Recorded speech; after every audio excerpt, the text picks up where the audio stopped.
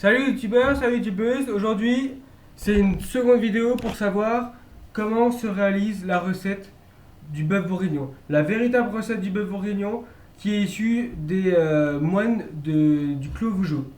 Alors, pour cette recette, il faut comme d'habitude une casserole en fonte, donc travaillée par le temps. Et il faut plusieurs ingrédients que j'ai pas. Ah, je suis peut-être.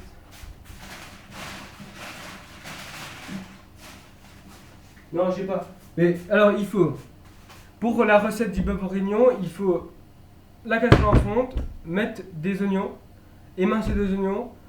Le truc spécial, c'est de prendre un demi-oignon et de le piquer avec des clous de girofle. Là, par contre, j'en ai. Des clous de girofle. J'ai des clous de girofle. Merde. Les clous de girofle. Alors, pour avoir le véritable goût du bœuf bourguignon, le vrai, il faut des clous de girofle qu'on pique dans un demi-oignon. Il faut imaginer que là, je suis en train de couper un demi-oignon, hop, que je pèle avec mon couteau, avec un couteau. Hop, je coupe, tac, j'enlève le truc et je pique des clous de girofle.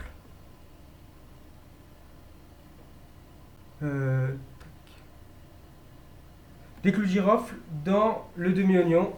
J'en mets au moins 4, 5, 6. Ouais, au moins 6. Pour que ça donne bien du goût. Donc, les oignons avec beaucoup de beurre. Un demi-oignon. Il faut prendre des carottes, les émincer. Tac, tac, tac, tac, tac, tac, tac. Les mettre dans la casserole. Hop, au feu. On fait ça. Une fois qu'il y a les oignons, les carottes, moi je mets un peu d'ail toujours. Et là, à ce moment-là,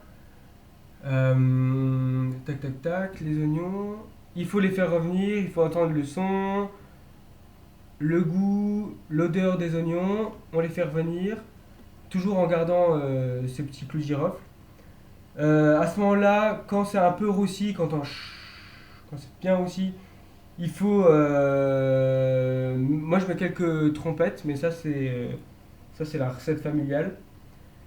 Et là, on met du rouge. Et en fait, il faut au moins mettre une ou deux bouteilles de rouge. N'importe, faut pas que ce soit trop dégueulasse, mais il faut que ce soit un peu aromatique. Le mieux, c'est soit du Bourgogne, soit du Côte-du-Rhône. On les met là-dedans et on fait réduire pas mal de temps.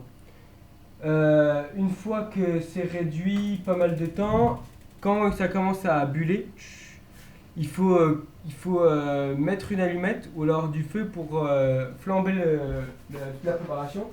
Donc ça fait, là je flambe et là ça fait une grosse flamme bleue et ça va un peu aider à réduire l'acidité du plat. Et ça c'est vraiment la véritable recette, hein. Il faut aussi mettre là-dedans, une fois qu'il y a le rouge qui a réussi à récupérer tous les sucs des oignons qu'on cramait pendant quelques minutes, il faut mettre laurier, il faut mettre du laurier et un peu de romarin, c'est tout. Pas d'autre chose. Donc du coup, il faut clous de girofle, oignons, carottes, champignons, ça c'est pour le bonus, laurier et romarin, pas plus, pas moins, peut-être un peu d'ail. À ce moment-là, c'est flambé. Pour rectifier l'acidité, il y en a qui mettent du chocolat, il y en a qui mettent de la confiture. Moi, ma petite astuce là-dessus, pour faire bien bourguignon, c'est de mettre de la crème de cassis.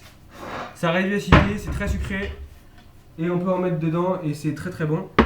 Une petite astuce aussi, niveau avec le girofle, là en ce moment j'ai la dent de sagesse qui pousse. Hein? C'est anesthésiant et donc en gros, hop, on en prend juste dans la bouche comme ça. On la met et on la garde dedans. et c'est bon. En fait, ça anesthésie, ça libère l'huile essentielle du clou de girofle et ça permet d'anesthésier et de ne pas avoir mal pendant que le bœuf bourguignon se fait. D'ailleurs, je sais pas si vous sentez de chez vous, mais ça commence à être bon. Faut toujours en faire beaucoup du bœuf bourguignon parce que après on peut faire des œufs en meurette. Une fois qu'on a tout mangé la viande, il faut garder les œufs en meurette pour pouvoir garder la sauce pour pouvoir faire des œufs en meurette. Les œufs en meurette, il faut juste mettre du pain grillé qu'on frotte à l'ail et on le met dans une assiette et on récupère la sauce du bourguignon qui a, qui a ah, qui a reposé pendant quelques heures et là c'est vraiment là que c'est bon. Mais enfin, et là normalement on a un bœuf bourguignon qui est bon et c'est la véritable recette du bœuf bourguignon. S'il y a des gens qui mettent plus d'ingrédients, moins d'ingrédients, c'est pas la vraie recette. Là c'est la vraie recette et c'est les moines de Claude Vougeot qui m'ont raconté ça. Et c'est quoi ton avis, Elmo, sur cette question? Ça chatouille. Oh là là.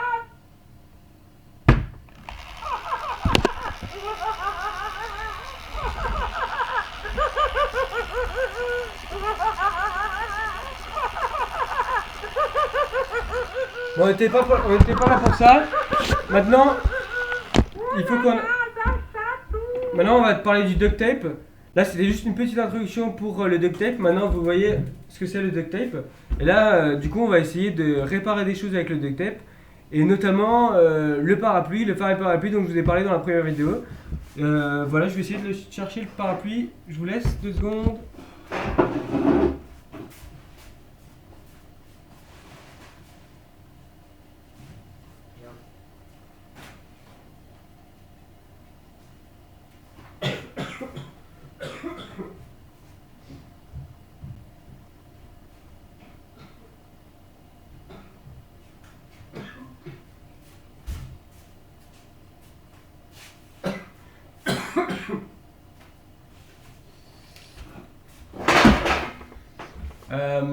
J'ai pas le parapluie, je crois que je l'ai perdu. Mais on va faire juste un essai avec un appareil.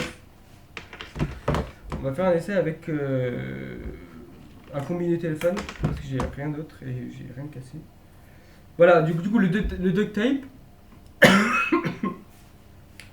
Il y a au moins. Il y a au moins. Pardon, je suis malade.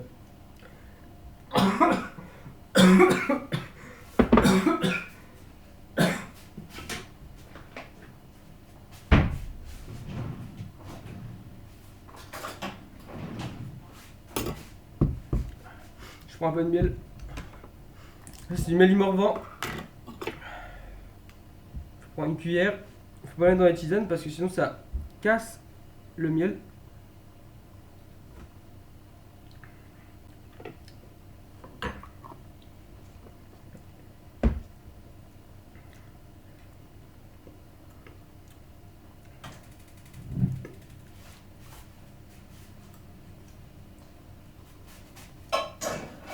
Donc imaginons que c'est un parapluie mais qui marchait pas, mais bon, je sais pas où il est. Et du coup, le duct tape c'est vraiment pas mal parce que c'est comme du scotch, mais avec une sorte de matrice en fil dessus. Je sais pas si on le voit vraiment ici. Non, on voit pas vraiment. Faut que je chope le bout.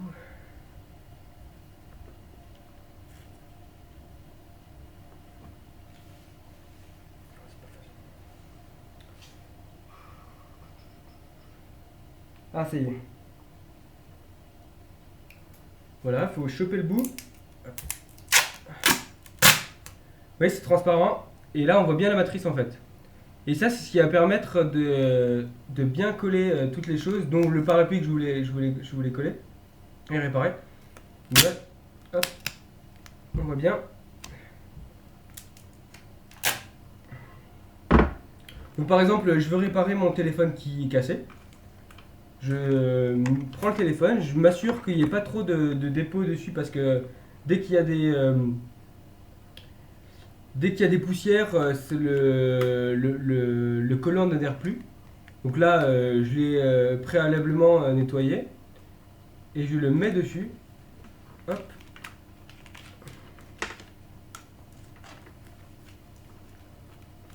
Voilà, il est réparé.